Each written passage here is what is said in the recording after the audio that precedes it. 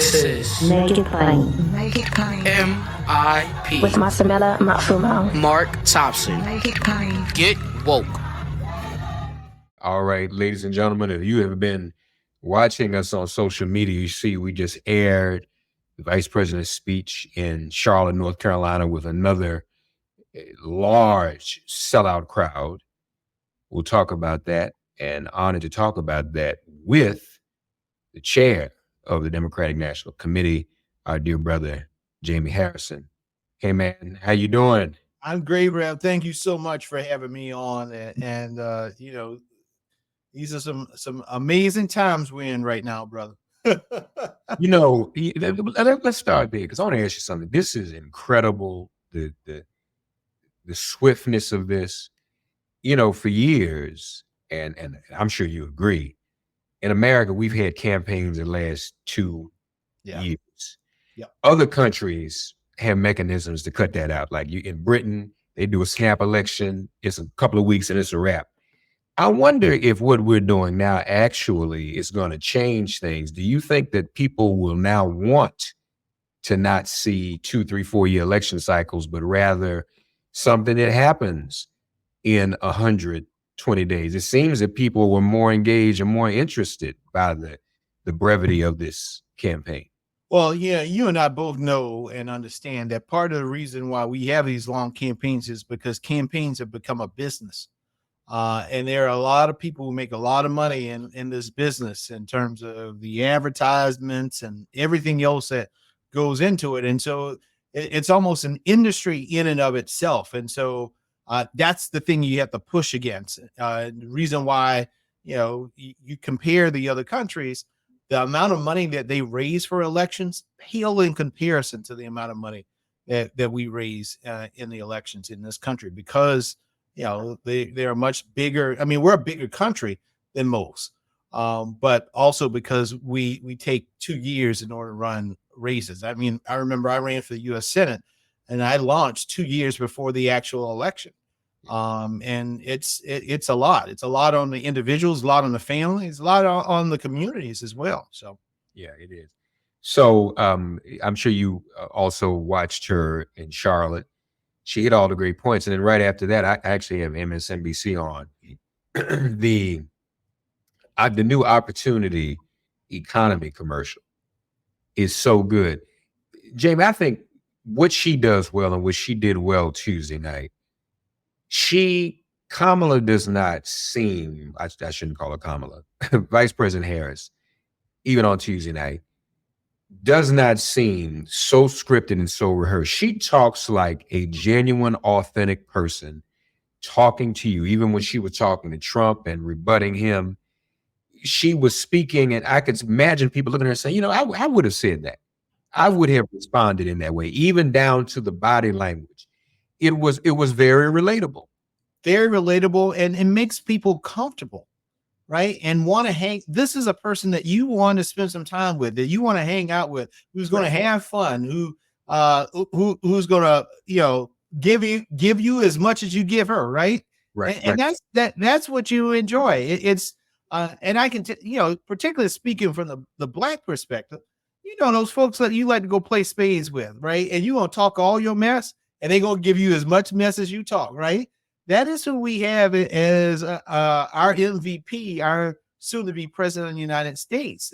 She can be as nice as she needs to be, but she can be as tough as she needs to be as well. And that's what you want. You want somebody who's well-rounded in that personality, but who in the end of the day will always have your back. And I can tell you from personal experience that our MVP will always have our back. She will always be fighting for us.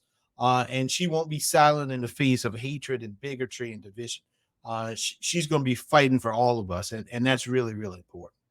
What were some of the other things that stood out for you during the debate, and from where you sit, those things too, that you see that we may not see as lay people, as to those things making a really big difference? Sometimes I know it's the little things, but tell us your reflection. Well, one of the first thing that she did, Rev, was said a whole lot about how that debate was going to go.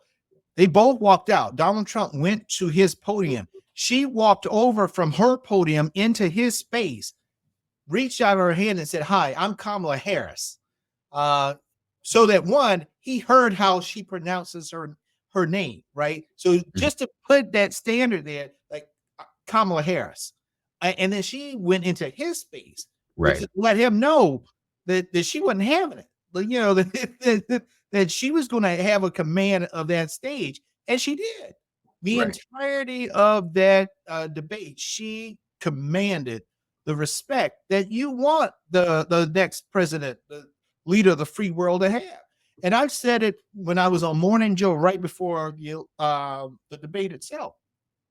I said, what I wanted was Kamala Harris to demonstrate to the world that she can handle bullets, because if she handles Donald Trump, then we sure as heck know she can handle Vladimir Putin, Kim Jong-un, Right. and all these other wannabe dictators.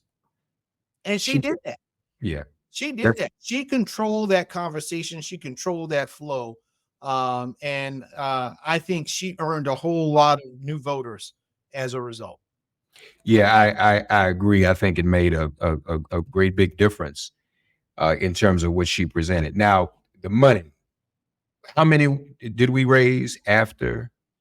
Oh, I think was it? I'm gonna ask my staff. The money is just, it keeps flowing. I think it was it 50? By 10 a.m. it was 55 million. 55 million by so it is Rev, I can't keep up with it. and we're talking about mostly small dollar. This is small dollar donations. These are people giving $5, $10, $15 to support, and that shows enthusiasm and motivation, and that's grassroots energy that's on the ground. You know, people don't give up their hard-earned money to be playing around. You know, my granddaddy used to all the time, boy, don't play with my money. You know, it worked too hard to get it. And so that means that people are energized by her, they're motivated by her, and they're all in. They are all in. On the show earlier today, I had Marcos of Daily Coast, and you know, he has his own polling firm. Yeah. He says it's not a guarantee, but he thinks that this attack on Haitian people may actually put Florida in play. Yes. And he told me something a lot of folk don't know. I mean, we think of immigrants and who votes and who doesn't. This is what he said to me, that Haitian voter participation in Florida is 70%. Them folk vote. Yeah. And not to mention, it's insane, this whole argument. I mean, what do they hope to gain by saying people are eating dogs and cats? Even people who may still be on the fence look at that and say that's wacky. Well, you got the Haitian stuff, you got the Venezuelans, also with a sizable population there in Florida. You got the abortion issue that is on the ballot in Florida. You got the cannabis issue that is on the ballot in Florida. You got Rick Scott, who's not very popular, running for the U.S. Senate. You got the Democrats have a Latina who's running for the U.S. Senate there in Florida. I have been saying, Rev, for the past year, Florida. Don't sleep on Florida.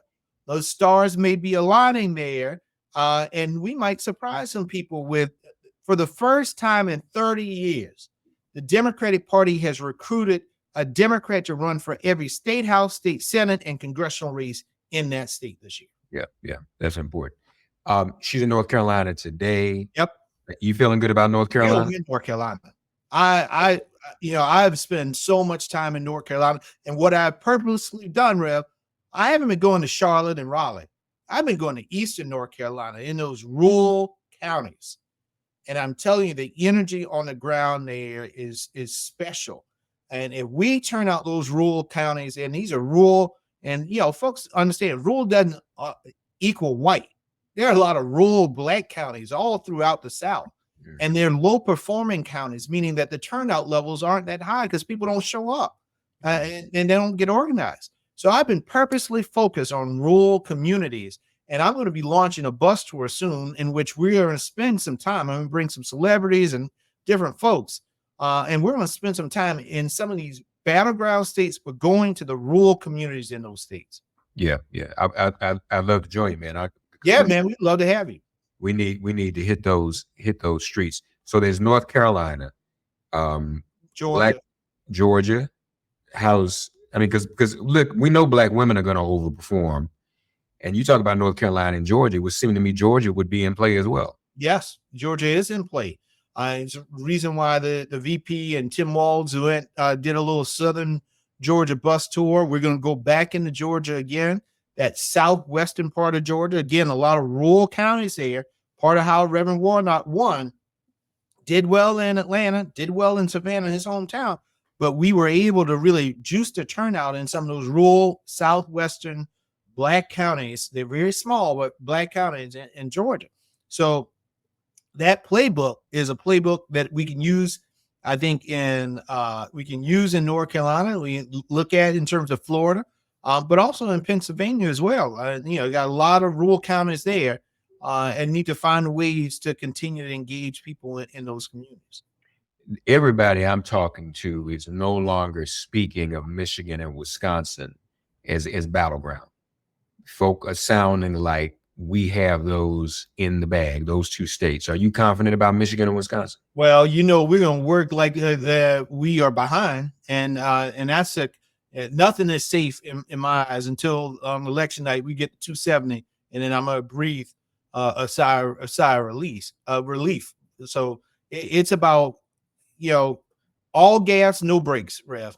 Between now and November 5th, all gas, no brakes. In every one of these states, we can't rest on our laurels. We know what they'll do.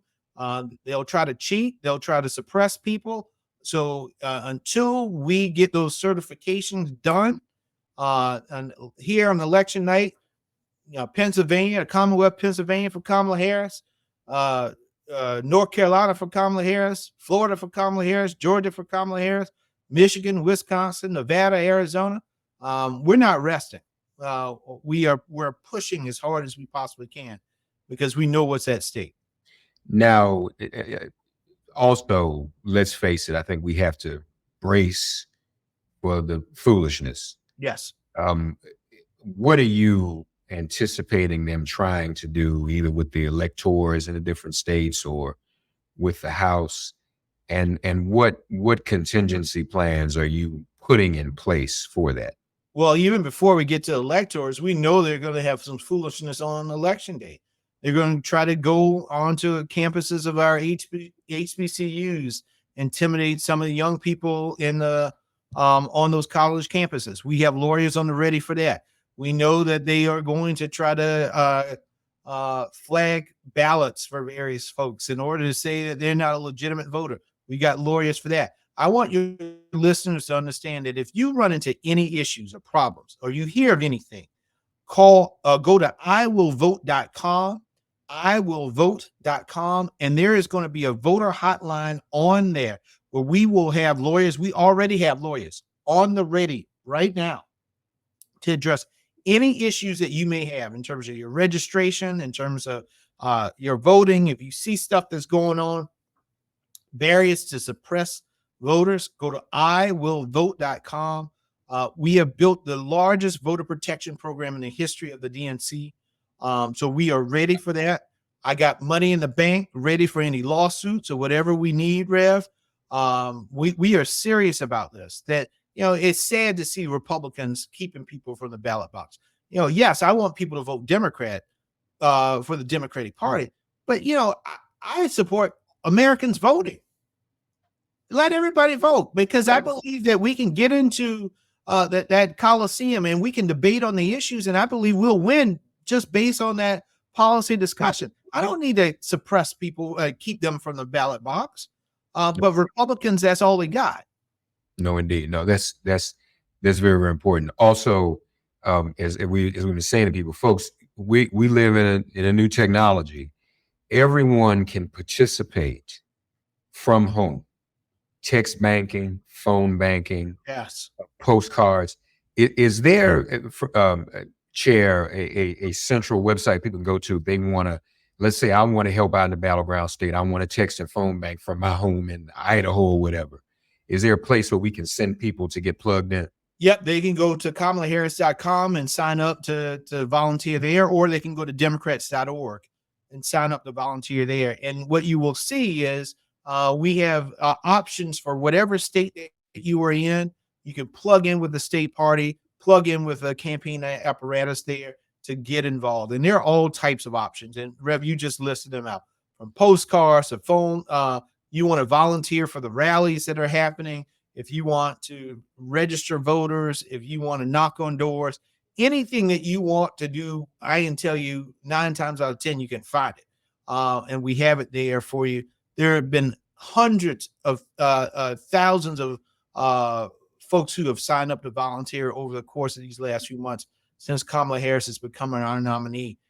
And there's room for everybody else. So sign up, get involved. As Michelle Obama said at the convention, it's time for everybody to do something.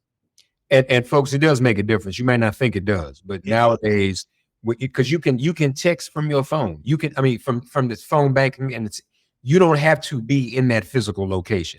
You don't have to live in Pennsylvania, folks. You'd be surprised the difference it makes. One thing I do want to, before we go, we know that brothers like us are being disproportionately targeted on social media still, and we'll talk offline about a couple ideas I have about trying to address that. But what are you in the campaign thinking about that right now? And there are any special initiatives you all are thinking about to further engage Black men? Yep. I was just in Philly for the debate, went to a Black barbershop. We have our Chop It Up program where we're going around the country, particularly in these battleground states, having candid conversations with brothers about what's going on, about the political process. And we haven't just started that just before this election. We've been doing this now for the last 3 or 3.5 years, right? Going around the country, having those conversations. We've done a few in Atlanta, a few in Milwaukee, sat down round table with folks in Detroit, did so in Philly. And we're going to continue to do that, to have those candid conversations about where we are and what we need to do to get to where we want to be. And I think, the proposals that we are hearing from the vice president that are coming out about those folks who want to start their own small business, right? These are game changing, like meaningful money, like real money. If those who want $25,000 down payment for first time home buyers, increasing the earned income tax credit, increasing the child and making permanent the child tax credit. If you have a newborn, giving you $6,000 that year in terms of child. This is how you create that opportunity economy where that everybody can live their American dream. And so I applaud the VP for what she's doing, and she's going to continue to roll out more things. But folks, what Donald Trump has done in the past. He hadn't done anything, particularly in order to lift up the Black community. But we know, look at HBCU money, look at waiving medical debt off of our credit reports. All of these things that this administration, led by our vice president, has done in order to improve the quality of life of the American people, but particularly Black folks. And so that's what she wants to continue when she becomes president of the United States. Democrats.org, KamalaHarris.com. Getting on the bus in North Carolina. You say you had some celebrities on the bus. Taylor Swift gonna be on the bus with us? I don't know about Taylor, man. I don't know about Taylor, but we'll have some other celebrities on the bus. I know you're trying to get her to do it. She needs to do a concert. Now, I want Taylor to do one. I want Beyonce to do one. Think about you want to break the world, not break the internet. Break the world. Taylor Swift, Beyonce concert, man.